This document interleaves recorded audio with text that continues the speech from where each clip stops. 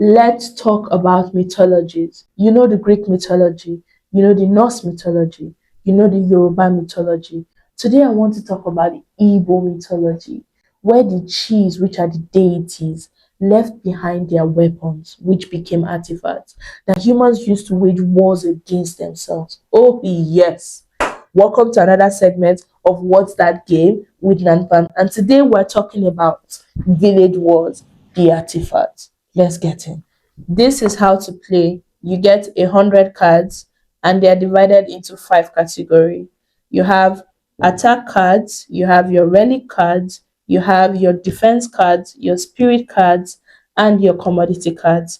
In total, you have 28 attack cards, you have 15 defense cards, you have 10 commodity cards, 36 relic cards, you have 10 spirit cards, and you have 1 calamity card. So, how do you play? You begin by sharing 5 cards for each player. Then you shuffle in your calamity card to the rest of the deck.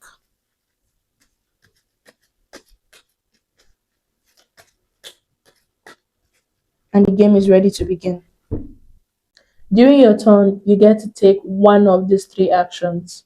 One, you either draw from the market and add to your hand, or you can activate whichever card by playing the card. So these are the card's powers that you get to play. And third, you can discard it by not activating the card.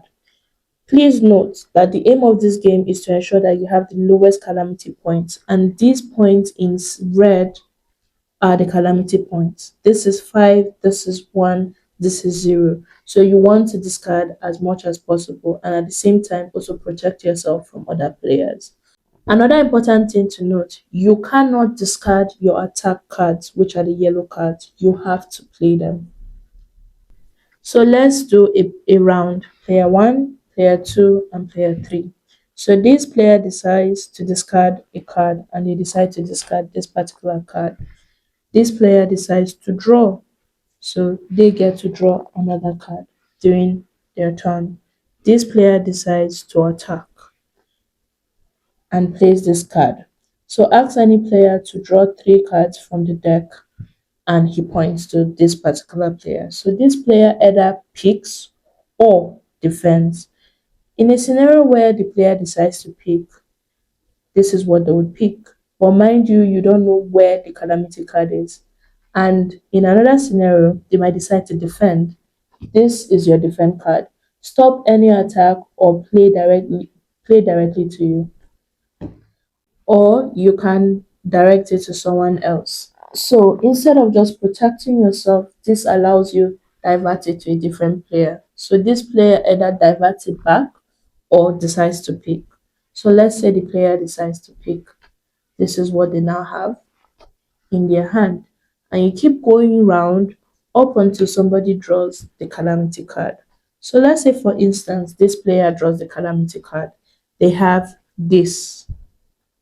This card allows them to do away with the calamity card. And this particular one says to place it back at the top of the deck. So you know you are with the calamity card and you place it back on top of the deck. That has been played.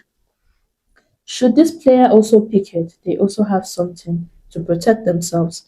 When you draw the card, give to another player. So now they can give to this player.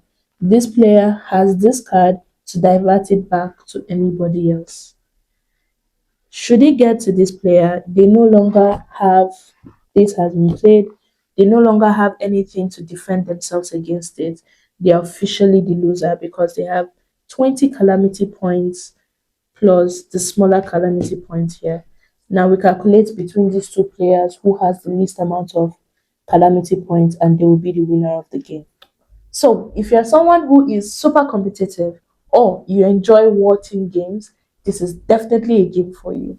Thank you very much for watching. Please subscribe. Comment down below on what game you want us to do next. And don't forget to like this video. Thank you for coming to What's That Game with Nanpan. See you on the next segment.